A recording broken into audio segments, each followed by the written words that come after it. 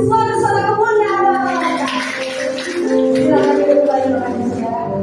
Sudah saatnya kita mempersiapkan diri dan menyiapkan dari pagi. Karena Yesus adalah satu-satunya yang bisa kita andalkan. Kita memerlukan Tuhan setiap hari. Karena tanpa Tuhan kita bukan Tuhan. Ada apa ya saudara? Ada apa ya saudara? Haleluya.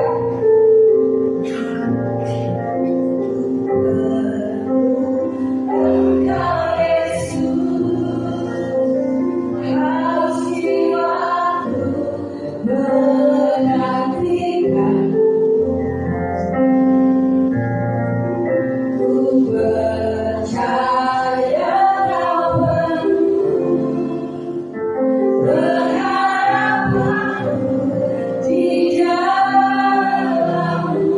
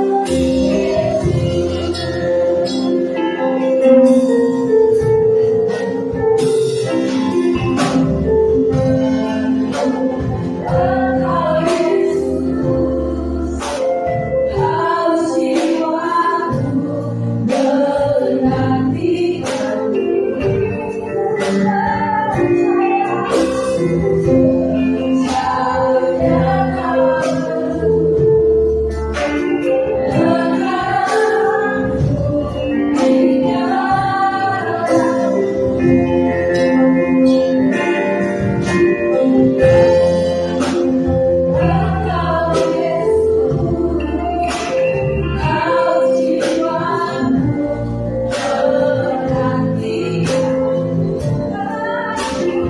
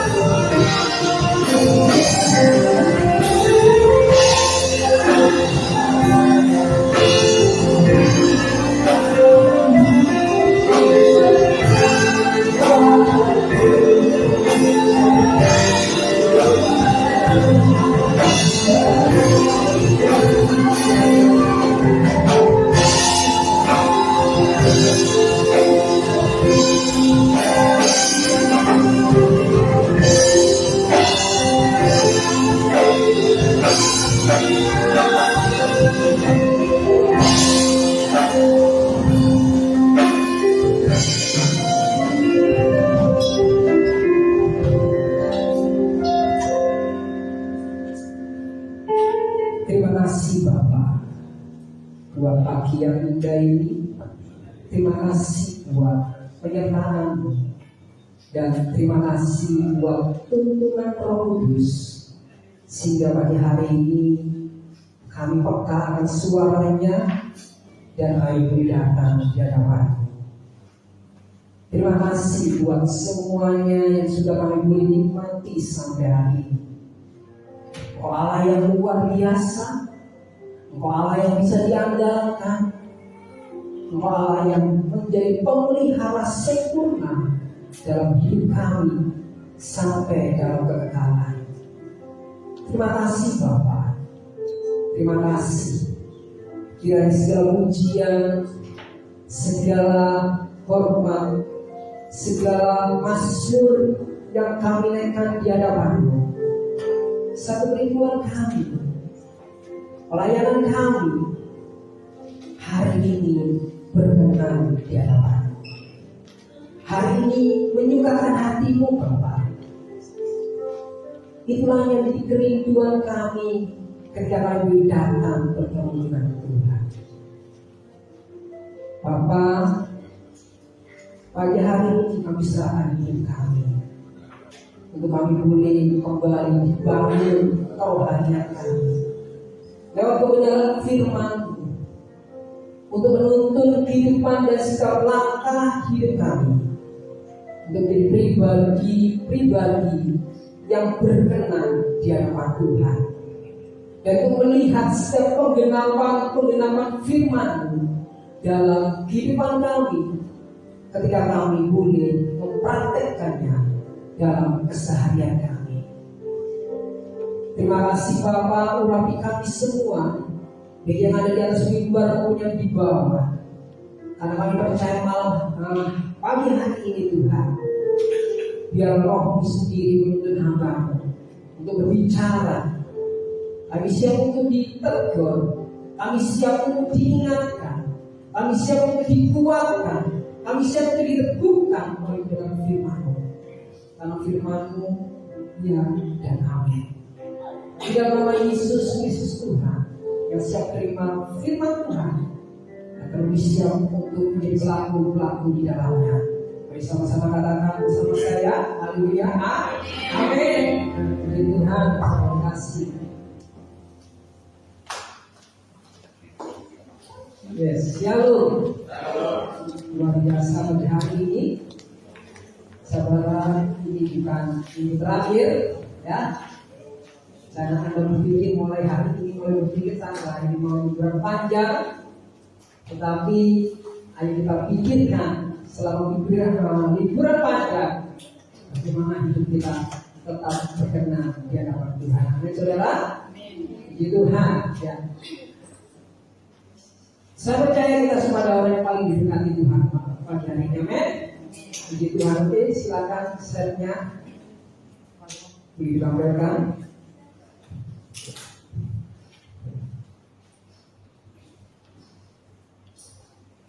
Hari ini saya ingin belajar dan mengajar kepada kita tentang satu hal yang sangat penting, yang mungkin kita sebagai orang Kristen terkadang kita nggak menyadarinya atau kita kurang paham di dalamnya. Ya. Saudara kasih, setiap perkataan Tuhan Yesus di dalam Alkitab yang kita pegang ini,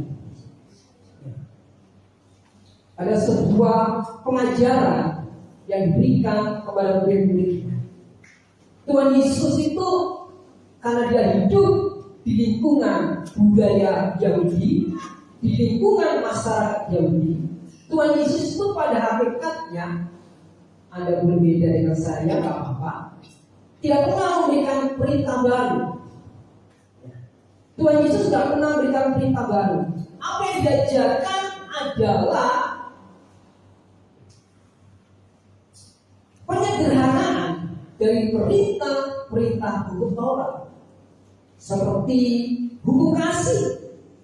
Tuhan Yesus menyederhanakannya dari 10 hukum Allah itu menjadi 2 bagian paling penting: kasih kepada Allah dan kasih kepada manusia. Makanya Dalam Matius 5 ayat 17, di sana boleh dikatakan, kita baca sama-sama. 1, 2, 3. Janganlah kamu menyangka bahwa aku datang untuk meniadakan hukum Taurat atau kitab para nabi. Aku datang bukan untuk meniadakannya, melainkan menggenapinya. Kedatangannya, pengajarannya untuk menggenapi setiap hukum Taurat yang dituliskan oleh Musa. Tetapi ada satu perintah yang memang dia berikan, dan itu di luar konteks hukum Taurat, karena itu ada sebuah perintah baru yang sering dikatakan sebagai amanat agung. Matius 28 ayat 19 sampai 20. Di sana dikatakan, karena itu pergilah, jadilah semua bangsa muridku, dan baptislah mereka dalam nama Bapa dan Anak dan Roh Kudus, dan ajarlah mereka melakukan segala sesuatu yang telah kuperintahkan kepadamu, dan ketahuilah aku menyertai kamu senantiasa sampai kepada akhir zaman. Ini perintah, satu-satunya perintah yang diberikan Tuhan kepada murid-muridnya. Dan ini sebenarnya juga perintah itu diberikan kepada kita yang mengakui dan percaya kepada Tuhan Yesus. Katakan amin. Ini perintah. Pergilah. Saya boleh kontekskan lebih sederhana. Hidup menjadi kesaksian. Hidup bersaksi. Itu penting dan harus dikerjakan oleh setiap orang percaya.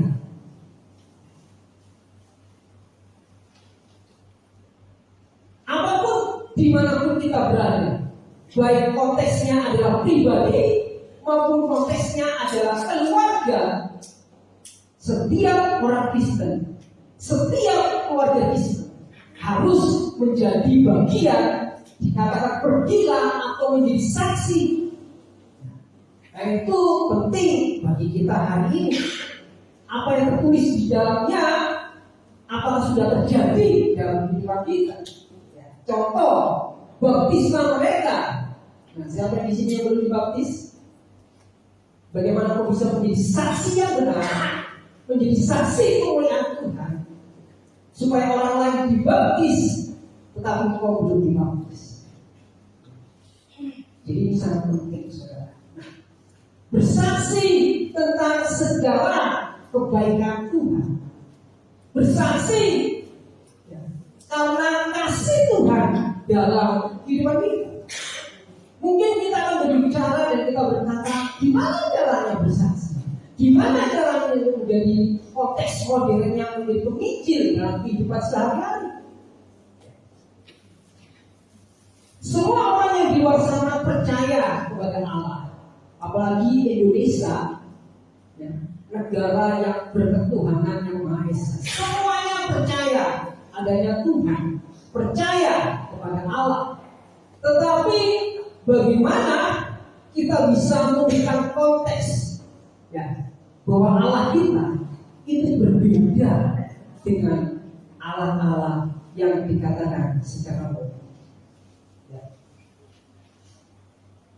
Itu penting, saudara, supaya kita memiliki dasar bahwa apa yang kita imani itu memang berbeda. Apa yang kita imani itu lebih dari pandangan secara umum. Kalau Allah dikatakan Maha Kasih, Maha Penyayang, buktinya kayak apa? Implementasinya kayak apa? Prakteknya kayak apa? Apa hanya sekedar secara umum, gambaran secara umum? Oh ya, dia melihara saya sampai hari ini, ya. Semua agama berkata demikian. Semua yang ada di sana, di luar sana akan berkata demikian. Tapi bagaimana kita membawakan konteks bahwa Allah kita yang dipercaya orang percaya, orang Kristen itu berbeda. Kasihnya nyata, kasihnya bisa dipraktekkan dan terjadi dalam kehidupan iman dan rohani. Amin, saudara. Kita lihat ya, slide berikutnya. Ya. Kita baca sama-sama yuk. 1, 2, 3. Kita telah mengenal dan telah percaya akan kasih Allah kepada kita. Allah adalah kasih, dan barang siapa tetap berada di dalam kasih, ia tetap berada di dalam Allah, dan Allah di dalam dia. Amin. Bagaimana kita sebagai pribadi keluarga Kristen bisa bersaksi tentang kasih Allah dalam kehidupan kita, merasakan kasih Allah dalam kehidupan kita, dan berbicara kepada orang-orang yang ada di sekitar kita tentang kasih Allah itu. Apakah kasih Allah harus terjadi setelah Anda berpuasa selama 1 bulan dulu?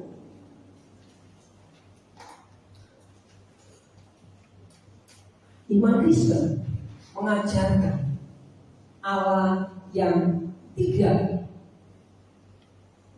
memerintah hal-hal yang seharusnya menjadi beban bagi umatnya. Tetapi iman Kristen mengajarkan kepada kita Allah yang kasih itu, dia bertindak, dia mempraktekkan kasihnya dalam hidup umatnya. Hari ini kita belajar apakah kasih Allah itu.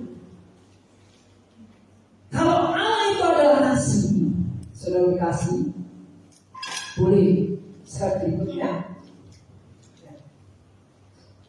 Kalau Allah itu adalah kasih, maka Allah itu adalah peduli. Amin. Yang hari ini di sini punya anak sebagai orang tua, Anda mengasihi anak Anda, benar? Karena Anda mengasihi anak Anda, maka Anda peduli. Amin. Ya. Karena Anda mengasihi anak Anda peduli. Bangun pagi, menyiapkan segala sesuatu, apalagi anaknya yang bersekolah atau bekerja, memasakkan untuk anaknya, membangunkan, karena dia peduli. Itulah Allah kita. Dia kasih kepada manusia dan dia peduli. Nah, makanya di sana dikatakan di Matius 1 ayat 23, sesungguhnya anak darah itu akan mengandung dan melahirkan seorang anak laki-laki, dan mereka akan menamakan dia Immanuel, yang berarti Allah menyertai. Jadi arti peduli itu apa sih? Peduli itu artinya tidak membiarkan sendirian. Amin. Anda bangun pagi banget, karena Anda peduli buat anak Anda, karena Anda merasakan anak Anda tidak bisa ditinggalkan sendirian, tidak dibiarkan sendirian. Amin. Itulah arti peduli. Allah yang kasih, Allah yang peduli itu tidak membiarkan umatnya sendirian. Mengerti saudaraku? Inilah Allah yang penuh kasih. Karena kepeduliannya itulah ia tidak membiarkan umatnya sendirian. Dia menyatakan, dia mempraktekkan, dia membuka dirinya akan 3 hal. Yang pertama, ia menjadi Bapa. Yang kedua, ia menyelamatkan. Dan yang ketiga, dia memberi hidup. Karena kepeduliannya kepada kita tidak membiarkan kita sendirian, sebagai pernyataan kasihnya, ia membuka dirinya menjadi Bapa. Amin. Menjadi Bapa. Yang kedua, menyelamatkan. Dan yang ketiga, memberi hidup. Ini harus menjadi pegangan iman kita sebagai orang percaya. Allah kita yang dalam konteks umumnya dikatakan sebagai Tuhan yang Maha Pengasih dan Maha Penyayang, Dia itu Allah yang peduli dalam hidup saya. Dia membuka dirinya untuk melakukan 3 hal yang dia kerjakan dalam hidup saya. Jadi Allah itu bukan Allah secara umum yang sama kebanyakan di sana, tetapi Allah kita, Tuhan kita adalah Tuhan yang istimewa. Amin. Tuhan yang istimewa. Yuk, slide berikutnya. Ya. Karena dia memposisikan dirinya menjadi Bapa, maka dia rindu kita menjadi seorang anak. Ya. Dia membuka dirinya sebagai Bapa dan dia rindu kita menjadi seorang anak. Yesaya 9 ayat 6 ini seringkali ya menjadi ayat di dalam Natal, tetapi terkadang kita ada bagian penting yang kita lupakan. Kita baca sama-sama yuk. Yesaya 9 ayat 6. Sebab seorang anak telah lahir untuk kita, seorang putra telah diberikan kepada kita, lambang pemerintahan ada di atas baunya, dan namanya disebut orang penasihat ajaib, Allah yang perkasa, Bapa yang kekal, Raja yang baik.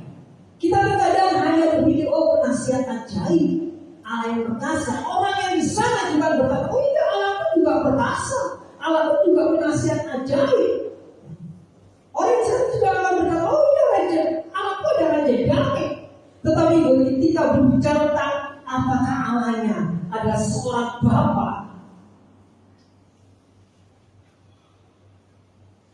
ini yang menjadi sebuah perbedaan. Mantan presiden kelima atau keempat, Gus Dur pernah berkata, orang Kristen itu orang yang paling dekat dengan Tuhan. Mengapa? Karena dia menyebut Tuhan itu Bapa. Gus Dur pernah bicara demikian. Hari ini apakah kita sudah merasakan Allah yang kita sembah itu adalah Bapa dari kita? Apakah kita sudah merasakan itu? Allah yang kita sembah itu, dia itu Bapa. Artinya tidak ada jarak, amin. Tidak ada jarak untuk kita bertemu dengan dia. Tidak ada batasan untuk kita bertemu dengan dia.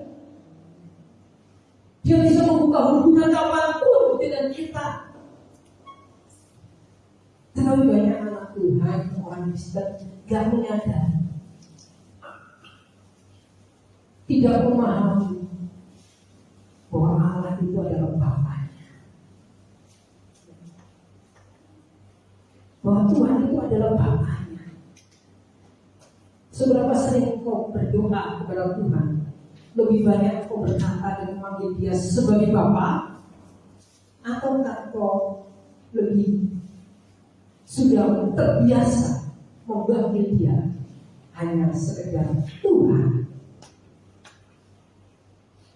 Hari ini kita perlu mengoreksi diri. Amin. Kita perlu mengoreksi diri. Nah, dia itu Bapa yang kekal. Slide berikutnya. Ya, Yohanes 1 Yohanes 3 ayat 6. Lihat betapa besar kasih yang diberikan Bapa kepada kita, sehingga kita disebut apa? Anak-anak. Dan memang kita adalah anak-anak Allah, karena itu dunia tidak mengenal kita, sebab dunia tidak mengenal dia. Berikan salam kanan kirimu dan kanan kita yang Allah. Amin.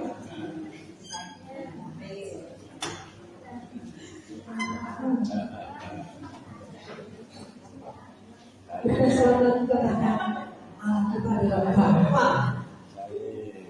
Amin. Allah kita adalah Bapa. Hari ini kalau kau berdoa, yuk buka dirimu, bukan hanya sekedar panggil dia Tuhan, panggil dia Bapa. Amin. Karena itu kasih yang dia berikan buat kita, anugerah yang diberikan buat kita. Karena dia rindu, tidak ada batasan hubungan dia dengan kita. Kembali ke slide yang tadi.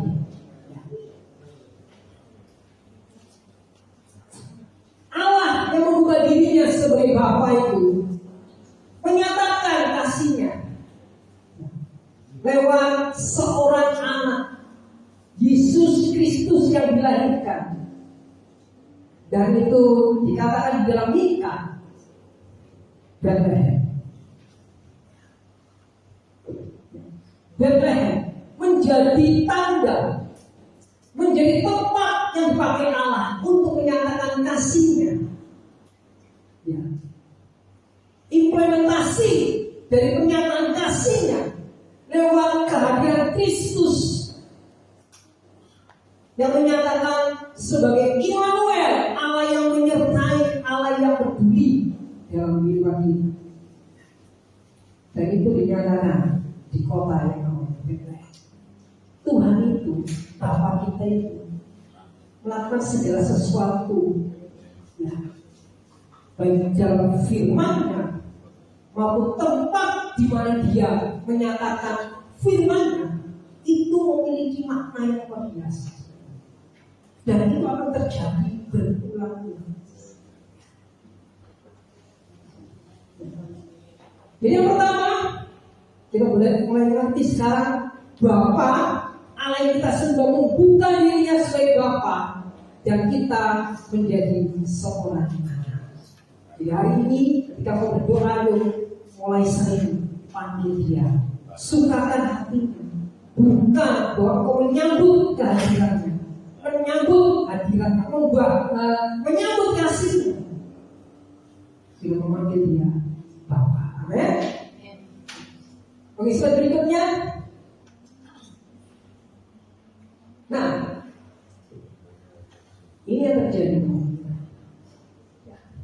Supaya kita sungguh-sungguh merdeka, Kristus telah memerdekakan kita. Karena itu berdirilah teguh dan jangan mau lagi dikenakan hukum perhambaan. Ya. Allah yang membuka dirinya sebagai Bapa dalam kehidupan orang Kristen seharusnya membuka pemikiran kita orang Kristen untuk setia, untuk taat, dan tidak mudah digoncangkan, dan tidak mudah harusnya keluar dari imannya. Karena Allah kita, Allah yang luar biasa. Ketika orang Kristen keluar dari imannya, dia meninggalkan posisinya sebagai anak, dan ia mulai mengubah dirinya menjadi seorang hamba. Kira-kira menurut Anda gimana, saudara? Ketika anak Anda berkata kepada Anda, Pak, Ma, aku gak usah jadi anak, aku jadi hamba, menjadi pembantu. Kira-kira pikiran Anda, ini benar ya? Pikiran ini gak benar ini. Ini menjadi yang perlu menjadi pertimbangan dalam pikiran. Kalau hari ini sampai ada orang Kristen yang dia memposisikan dirinya sebagai anak, keluar dari imannya, dia memilih menjadi hamba, dia sudah keluar dari jalur kasih karunia. Hari-hari pertahankan iman dalam segala hal. Pertahankan dirimu sebagai anak Allah. Amin. Jangan kau mau ya keluar dan membuka kuk hamba dalam hidupmu, menjadi seorang hamba dalam hidupmu. Karena Allah kita tidak menentukan kita menjadi seorang hamba, Dia menentukan diri kita sebagai seorang anak. Amin. Oke, slide berikutnya. Yang pertama, Dia dia membuka dirinya sebagai Bapa dan memposisikan kita sebagai anak. Yang kedua, dia melakukan yang namanya penyelamatan sebagai praktek, sebagai kenyataan, tanda kasih pedulinya kepada kita, tidak membiarkan kita sendirian, yaitu dengan cara menyelamatkan kita. Karena dia tahu kita sudah jatuh di dalam dosa dan kita tidak bisa keluar dari hukuman dosa dengan kekuatan, dengan kemampuan kita, kecuali daripada Dia. Karena itu penyelamatan yang Dia kerjakan, Dia nyatakan dalam bentuk yang namanya pengampunan. Penyelamatan itu diberikan kepada Dia dalam bentuk pengampunan.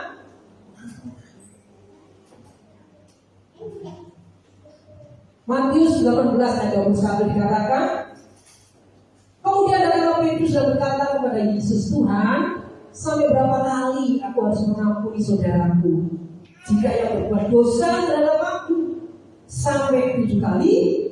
Yesus berkata kepadanya, bukan, aku berkata kepadamu, bukan sampai 7 kali, melainkan sampai 70 kali 7 kali. Bagian dari kehidupan kita sebagai orang manusia itu pekerjaan yang paling tidak bisa kita kerjakan adalah mengampuni. Benar tidak? Apalagi seseorang melakukan kesalahan dalam hidup kita sampai berkali-kali.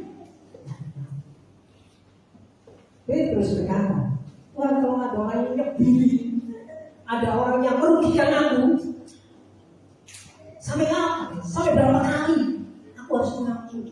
Sampai 7 kali kan? Sebuah batasan yang dimiliki oleh manusia, oleh pribadi Petrus. Tetapi Tuhan katakan melainkan bukan 7 kali, melainkan 70 kali 7 kali. Nah itu kalau di total 490.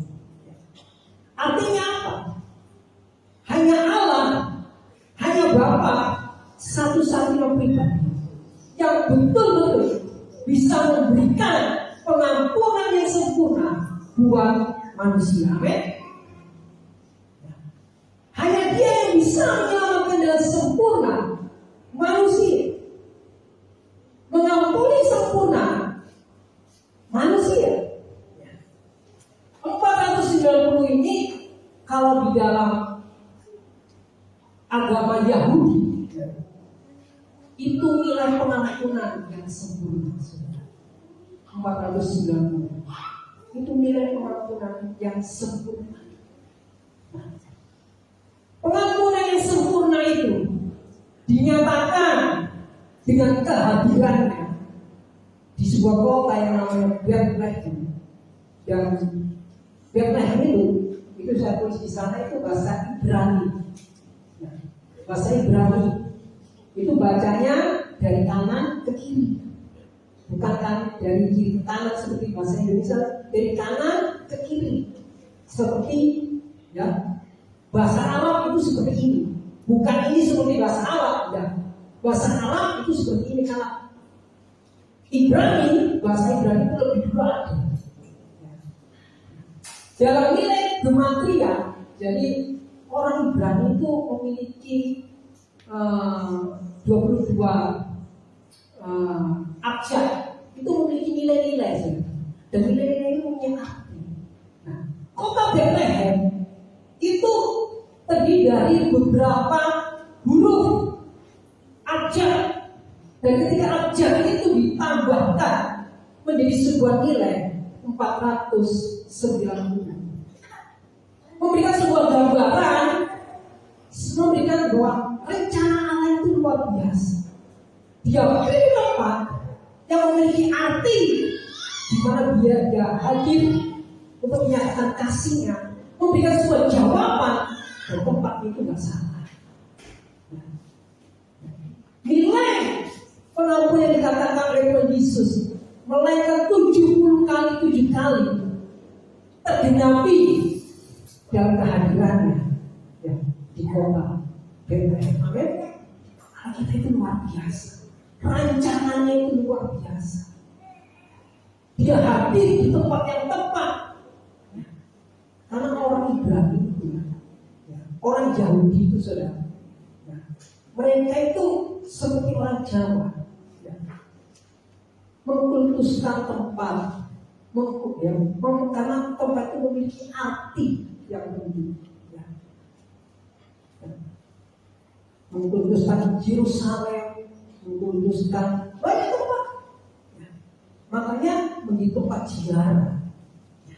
Allah tahu itu, dan untuk mengingatkan mereka rencananya ya, untuk menyelamatkan, dia tempatkan ya, di tempat yang tepat, memiliki arti yang tepat. Amin.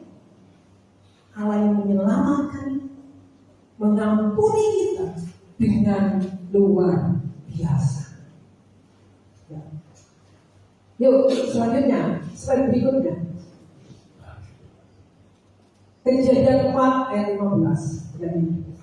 Ini dikatakan Kain. Nah, Tuhan membela Kain ketika dia jatuh dalam dosa. Kain itu jatuh dalam dosa, dan dia mulai berkata, wah Tuhan, kalau aku nanti kemana-mana orang akan membunuh aku karena kesalahanku. Dan Tuhan berkata, sekali-sekali tidak, barang siapa yang membunuh Kain akan dibalaskan kepadanya 7 kali lipat.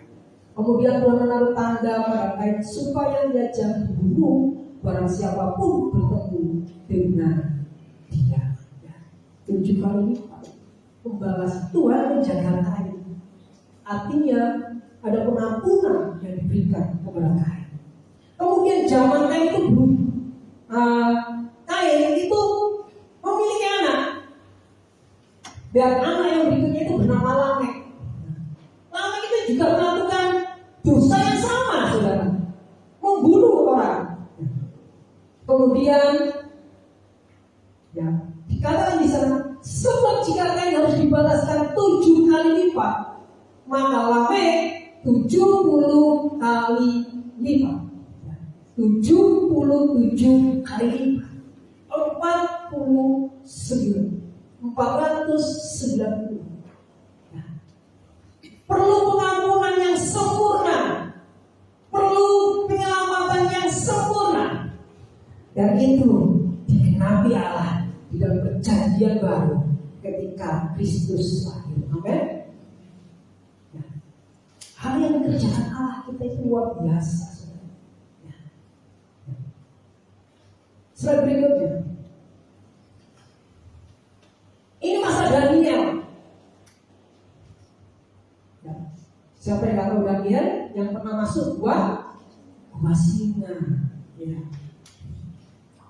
Dikatakan di sana, ketika dia berdoa, Daniel ini berdoa, maka malaikat Gabriel menampakkan diri kepada Daniel dan berkata, 77 masa telah ditetapkan atas bangsamu dan atas kotamu yang kudus untuk melenyapkan kefasikan, untuk mengakhiri dosa, untuk menghapuskan kesalahan, untuk mendatangkan keadilan yang kekal, untuk menggenapkan penglihatan dan nabi, untuk mengurapi yang maha kudus. 70 kali 7 masa, 490.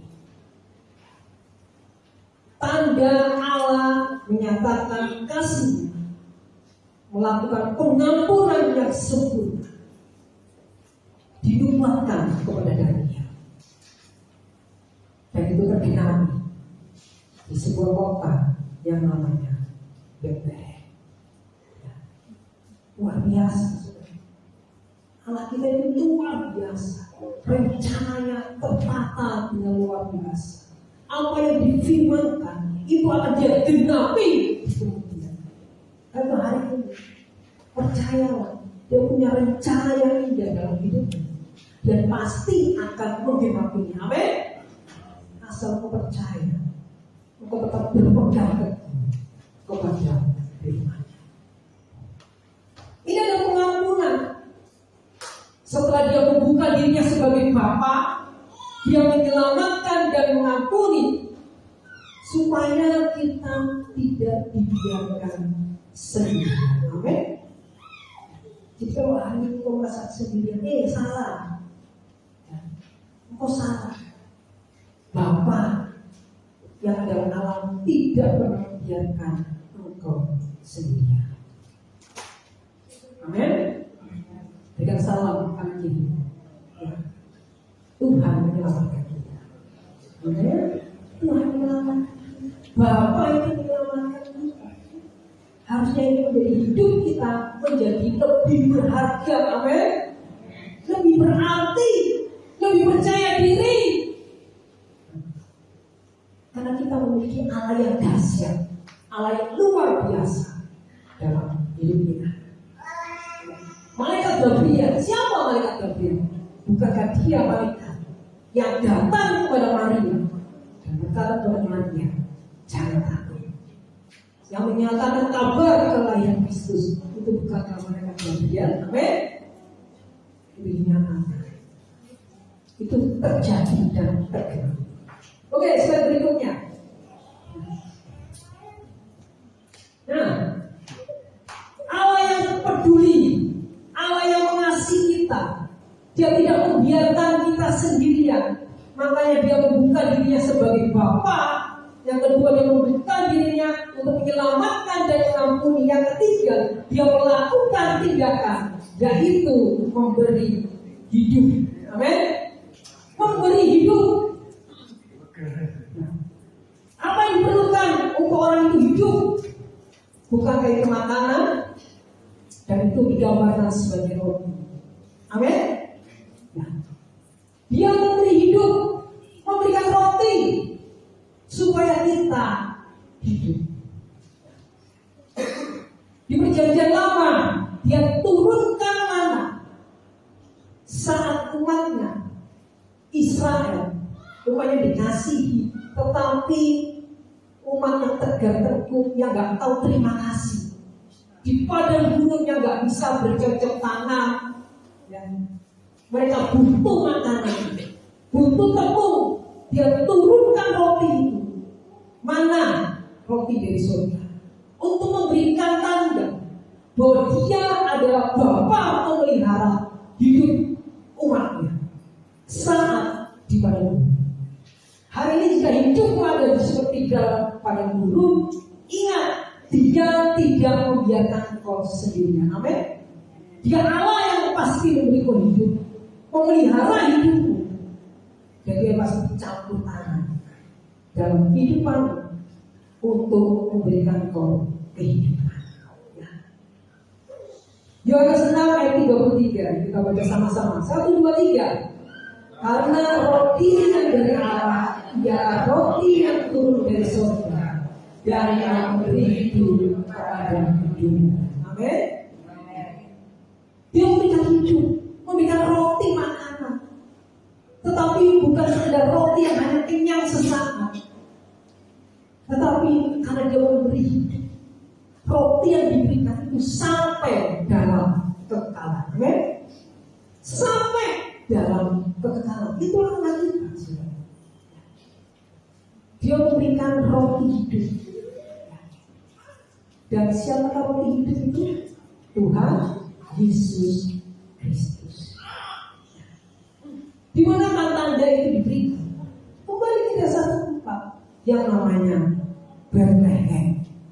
Karena Bethlehem itu disebut sebagai rumah roti. Bethlehem itu sebagai rumah roti. Artinya rumah roti. Jadi luar biasa Allah kita itu. Dia membuka dirinya sebagai Bapa. Dia membuka penyelamatan, pengampunan, dan Dia memberikan kehidupan. Dan semua tanda itu supaya orang tahu satu tempat, yaitu Bethlehem. Slide berikutnya. Ya sama-sama yuk, Yohanes 6 ayat 35. 1, 2, 3. Kata Yesus kepada mereka, Akulah roti hidup, barang siapa datang kepadaku, ia tidak akan lapar lagi, dan barang siapa percaya kepadaku, ia tidak akan haus lagi. Yohanes 6 ayat 51. 1, 2, 3. Akulah roti hidup yang turun dari surga. Jikalau seorang makan dari roti itu, ia akan hidup selama-lamanya. Dan roti yang memberikan itu ialah dagingku yang akan kuberikan untuk hidupnya. Amin. Puji Tuhan. Allah luar biasa yang menyatakan dirinya dalam hidup kita, dalam memberikan roti hidup. 3 hal ini harusnya menjadi dasar keimanan kita yang sungguh-sungguh untuk mengenal Allah kita. Bahkan bisa menceritakan kepada orang yang di luar sana siapa sih Allah kita. Jangan lebih dulu berkata tentang Tuhan Yesus, tapi beritakan dulu kebaikan Allah kita, kasihnya Allah kita yang peduli. Ya, amin. Yang berbeda, yang tidak bisa mereka jelaskan tentang kebaikan Allah mereka, kepedulian Allah mereka dalam hidup mereka. Tetapi anakku, orang Kristen, bisa menjelaskan bagaimana sih kasih Allah itu, bagaimana sih kepedulian Allah itu dalam hidup umatnya, apa yang dikerjakan, buktinya apa, di mana tempatnya.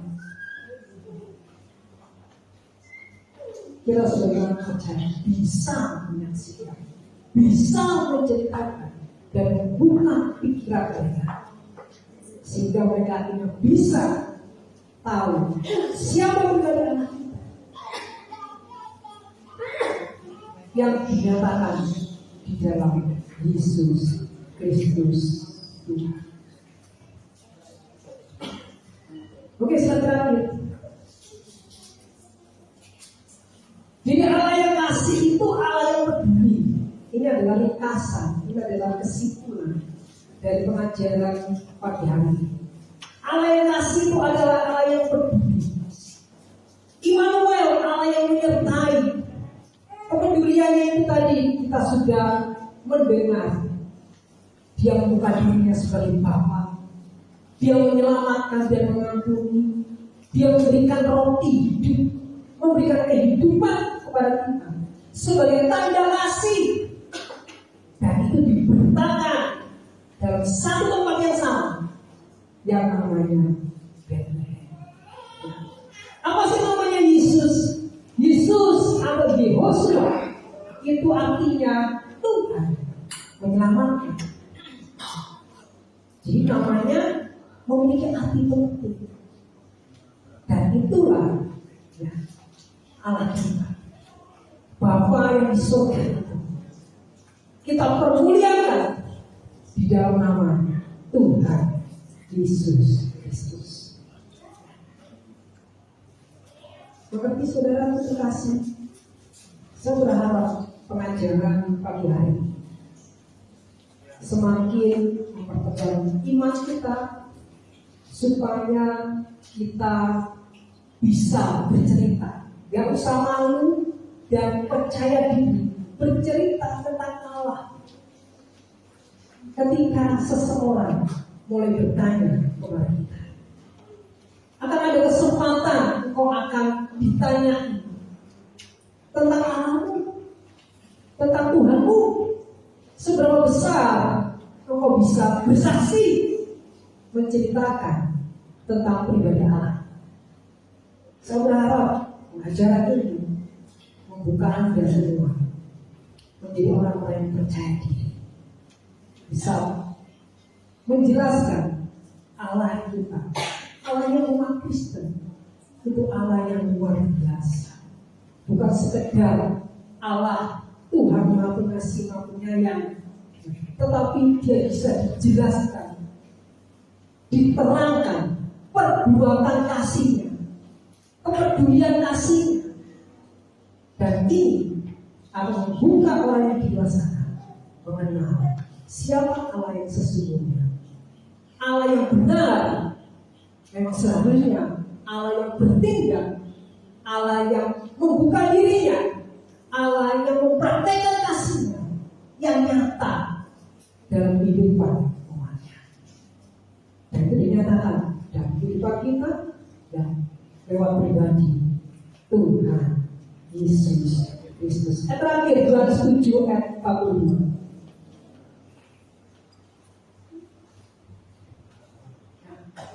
Kita baca sama-sama yuk. 1, 2, 3. Karena kitab suci mengatakan bahwa Mesias berasal dari keturunan Daud dan dari kampung Betlehem, tempat dahulu dan tinggal. Mesias juru selamat dunia diperlukan oleh setiap orang. Dan kita tidak bisa selamat hanya karena mengandalkan kekuatan atau kebaikan kita. Karena kebaikan adalah standar hidup manusia pada awalnya. Dan dia tidak menambah sesuatu yang baik, nilai tambah dalam hidupnya. Yang diperlukan manusia adalah kebaikan Allah, kasih Allah, penyelamatan Allah buat kita semua. Saya berharap pengajaran siang ini membuka hati kita semakin mengenal Allah kita. Amin. Allah yang peduli, Allah yang tidak membiarkan kita sendirian, Allah yang mempraktekkan kasihnya. Dan itu dinyatakan di satu tempat yang namanya Betlehem. Kayak kemarin Natal, kenapa Betlehem menjadi tempat, menjadi tema? Karena memiliki arti yang spesial untuk setiap orang boleh mengenal Allah yang sesungguhnya, Allah yang benar, Allah yang peduli, Allah yang menyatakan dan mempraktekkan kasihnya secara nyata buat manusia. Tuhan Yesus memberkati kita hari ini. Amin. Semoga bisa memberikan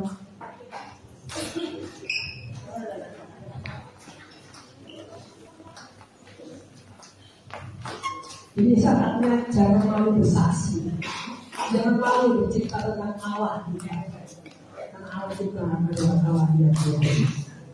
Saya ingin memuji pujian yang pertama kali kita pujikan.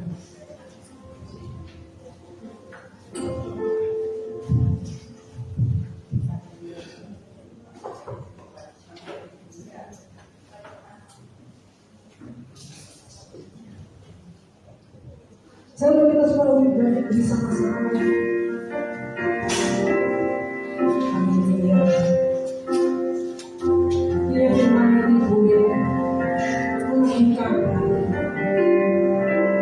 bukan diri kita biasa saja, tetapi saatnya Kristus yang bergerak, anak Tuhan yang bergerak, yang bisa bersaksi maupun yang betul-betul meningkat tanda kau yang sungguh-sungguh bergerak.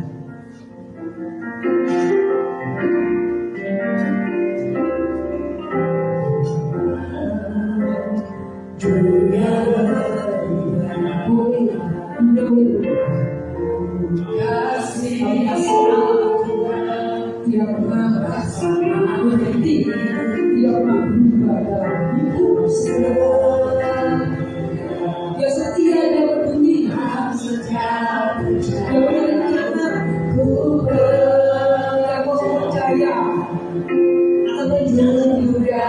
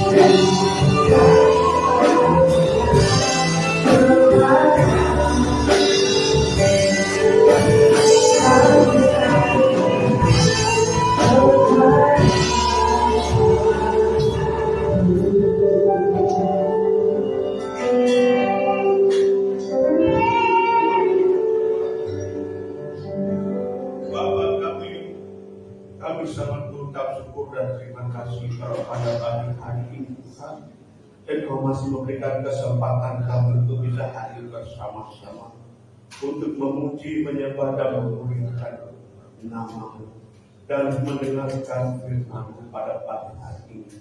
Terima kasih Bapa, Engkau baik, sungguh baik, teramat baik dalam hidup pada pagi hari ini. Terima kasih Bapa, semuanya kami serahkan dalam tangan kasih-Mu. Hanya di dalam nama Tuhan Yesus, hanya Engkau Tuhan yang memberkati Bapak Wahyu pada saat ini sudah menyampaikan firman pada pagi hari ini. Berkati Pak Wahyu dalam pelayanannya, Pak Wahyu berkati dalam untuk anak-anaknya semuanya. Terima kasih banyak Bapak, apa yang diinginkan dan diperlukan oleh Pak Wahyu, Tuhan Yesus memberkati. Terima kasih Bapak, dalam nama Yesus, haleluya, amin. Silakan kembali. Shalom. Puji Tuhan, firman Tuhan pada malam hari ini, pada pagi hari ini sungguh sangat luar biasa, mengingatkan kepada kita Yesus itu sungguh sangat luar biasa, sumber dari segala kasih. Karena Yesus sudah mengasihi kita lebih dulu, mari kita belajar saling mengasihi kepada setiap umat manusia. Terima kasih Bapak Wahyu. Kami atas nama Ibu Gembala dan bekerja mengucapkan terima kasih atas pelayanan Pak Wahyu. Semoga dapat dan berikutnya dapat lebih lagi dan lebih lagi. Sungguh sangat luar biasa Bapak Ibu. Kalau pada pagi hari ini kita sudah mendengarkan firman Tuhan, mari kita pada pagi hari ini kita mendapat warta gereja sepakat pada hari ini.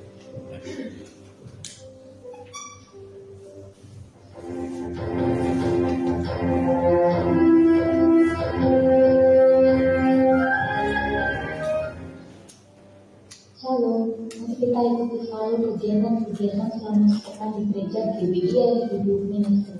Ibadah raya setiap hari Minggu pukul 8 pagi. Siapkanlah untuk masuk dalam hadirat Tuhan. Untuk adik-adik sekolah minggu, ayo ikut ibadah sekolah minggu setiap pukul 8 pagi. Mari memuji Tuhan bersama-sama dengan teman-teman dan membangun persahabatan di dalam Tuhan. Untuk remaja dan pemuda, kami mengundang untuk bersama-sama mengikuti ibadah remaja dan pemuda setiap hari Sabtu ketika jam 6:30 sore di gereja. Mari membangun komunitas rohani dan membangun karakter rohani bersama-sama. Bagi jemaat yang ingin bersama-sama membangun Misa perubahan, mari datang di setiap Selasa malam pukul 7 malam dalam ibadah doa malam.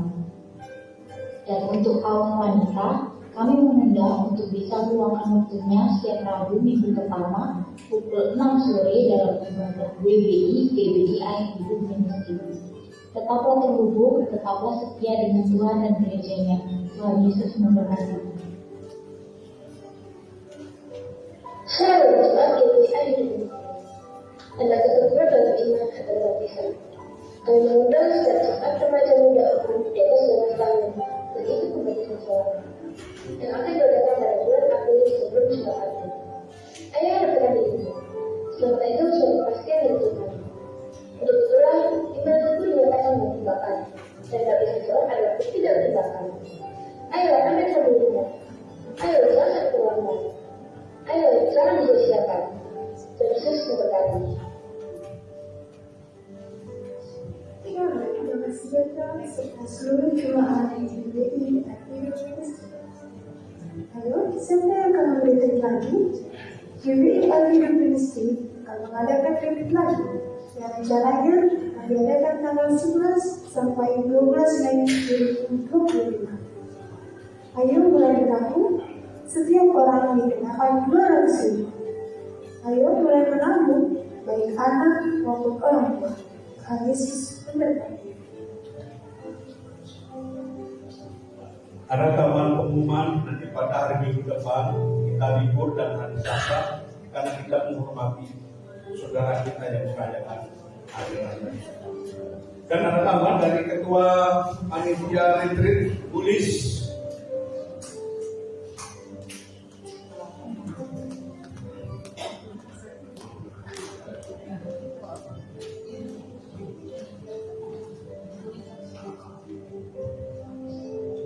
Tuhan Shalom.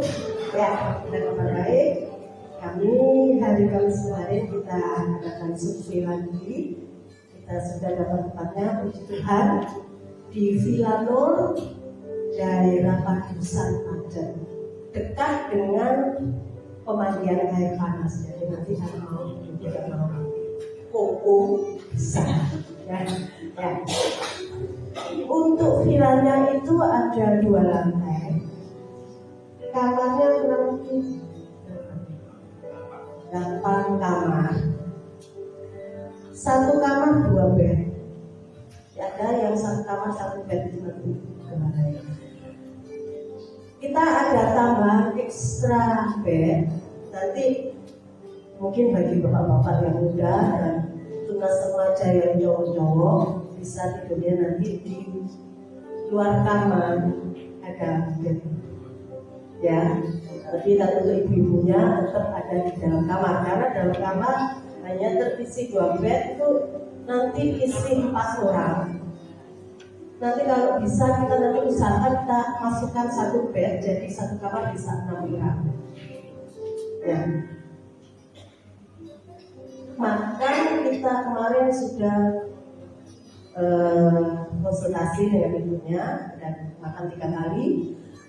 Dan fasilitasnya kolam renang di depan halaman lumayan cukup besar daripada yang di Bihun kemarin. Ada wifi ya, ada wifi, ada TV, ada sound system.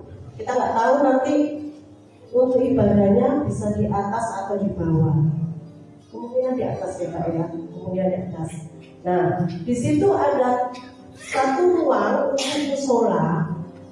Saya rasa bisa untuk yang tidur di luar, yang pakai bed extra bed itu bisa barang-barangnya ditaruh di tempat musola. Karena saya rasa kalau tempat musola nggak boleh tidur ya. Jadi bisa untuk barang bawaan bisa ditaruh di situ, misalnya baju-baju itu bisa di situ. Ya. Saya juga minta bantuan dari tunas remaja untuk memimpin ibadahnya ya, seperti kemarin. Nah, untuk acara kita masih belum perhitungkan karena saya rasa kalau sudah dekat dengan pemandian, apalagi ibu-ibu pasti ya pengennya berendam, yang entah itu malam atau pagi, atau nomor 1 yang saya rasa seperti kemarin protesnya kok tidak bisa belanja. Nah, di situ nanti ibu-ibu bisa belanja, bisa ada tempat-tempat seperti tempat makan itu bisa dekat, bisa jalan. Kata Pak Yu jalan naik, tapi saya rasa saya nggak mau jalan tempatnya agak naik ya. Tapi saya usahakan ada gojeknya untuk bisa ngantar ibu-ibu naik ke atas ya, jangan khawatir. Nah, untuk pendaftaran saya tutup hari ini ya, karena sudah hampir 40 orang, sedangkan bisnya itu hanya 35 seat. Ya, jadi mohon maaf belum daftar tidak bisa. Karena saya juga bingung, ada yang keluar masuk, habis daftar terus keluar, terus mau daftar lagi ya. Jadi saya pastikan hari ini terakhir saya tutup pendaftaran. Untuk pembayaran sesuai kesepakatan kita awal, akhir April sudah harus lunas ya Ibu, Bapak-bapak, ya akhir April ya. Karena awal Mei mungkin kita sudah harus melunasi bis, melunasi villanya. Karena kemarin kita cuma kasih DP aja. Dan jadi akhir April sudah harus lunas, ya.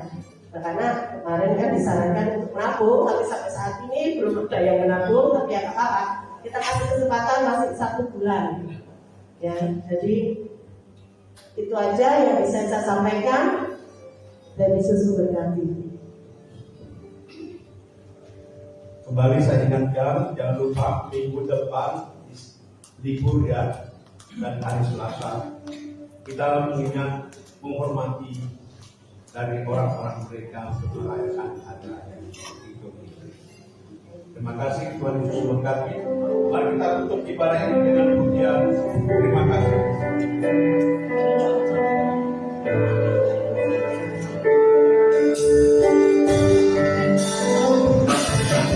Terima kasih Tuhan untuk kasih setiamu yang Ku alami dalam hidupku. Terima kasih Yesus untuk kebayangmu sepanjang hidupku.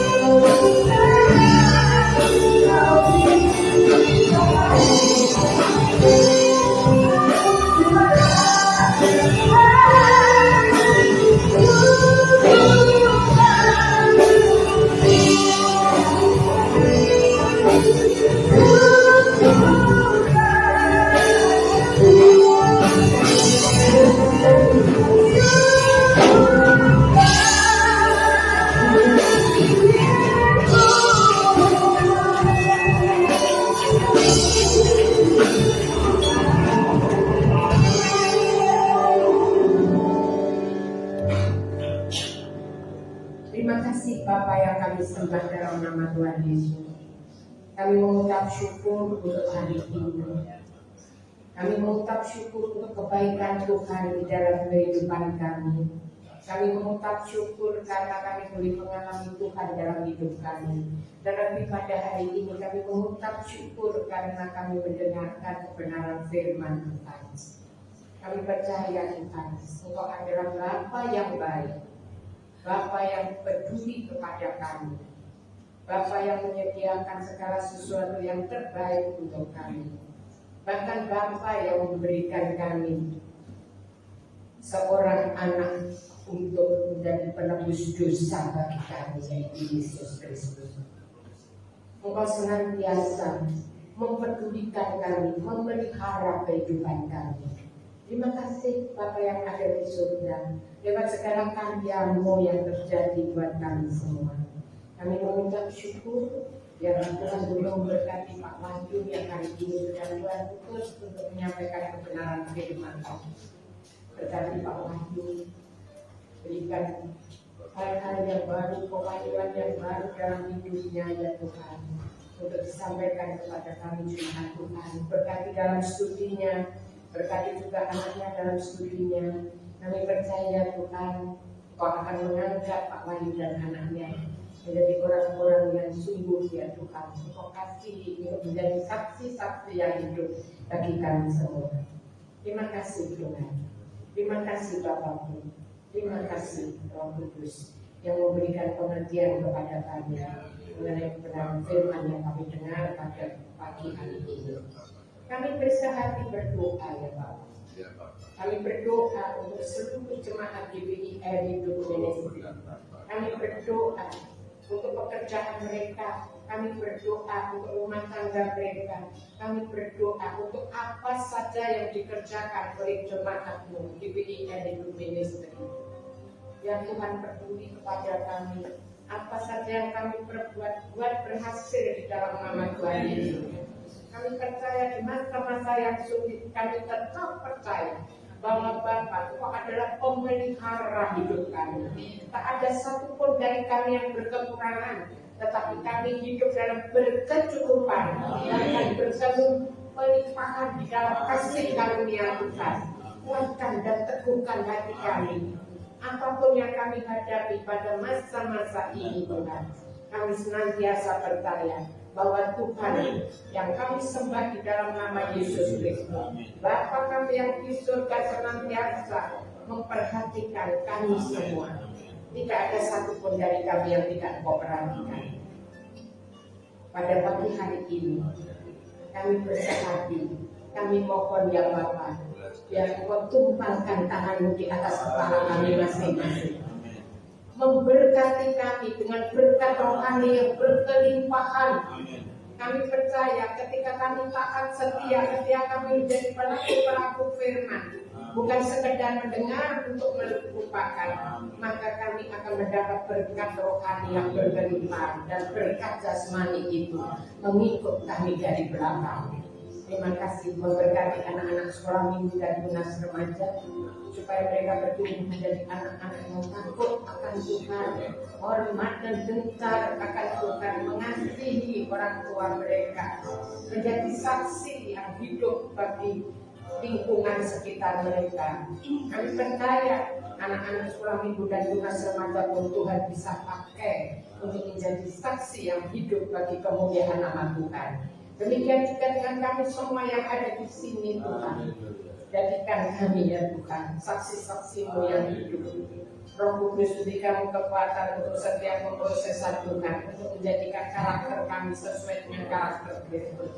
Menambah-nambahkan iman kami menjadi kuat di dalam kuasa-Mu, sehingga kami mampu menjadi saksi bagi orang lain sekitar kami, lewat perkataan kami, lewat perbuatan kami, lewat tingkah laku kami, lewat segala sesuatu yang kami alami. Nama Tuhan dipermuliakan, kemuliaan Tuhan dinyatakan di dalam kehidupan kami. Terima kasih Bapak. Terima kasih Bapakku. Terima kasih Bapakku yang baik. Kami juga berdoa ya untuk persatuan dan kesatuan seluruh jemaat Tuhan yang ada di GBI Hidup Ministry. Persatukan kami dalam ikatan tali kasih, supaya kami beri sehati, sepikir, seroh, sejiwa. Satu tujuan kami hanya untuk memuliakan Tuhan. Kami percaya jika setiap kami mau merendahkan hati kami, yang setiap kami mau saling mengasihi, maka tidak ada barang yang mustahil bagi Tuhan. Engkau yang hadir di tengah-tengah kami, hadirat-Mu yang ada di tengah-tengah kami, itu yang akan mengubah seluruh kehidupan, menjadikan kami saksi-saksi yang hidup bagi sekeliling kami. Tuhan juga memberkati tetangga-tetangga kami, supaya mereka hidup berkecukupan, tidak ada satupun yang berkekurangan. Tuhan memberkati pemerintah kami, Tuhan memberkati Jawa Timur, Tuhan memberkati Bapak Ibu Gubernur dan Bapak Wali Kota. Berikan beliau hikmat ya Tuhan, berikan kekuatan dan kesehatan untuk memimpin Jawa Timur dan Kota Surabaya ini. Kami bersyukur Tuhan senantiasa melepaskan, melindungi kami dari segala bahaya, sehingga Jawa Timur dan khususnya Kota Surabaya Tuhan lindungi dari segala bencana alam, dari segala hal yang jahat, karena kami percaya di mana ada Tuhan di tengah-tengah kami, di mana ada Yesus Kristus Tuhan kami di tengah-tengah kami, maka kami aman di tangan Tuhan. Bapa yang ada di surga, kami bersyukur, kami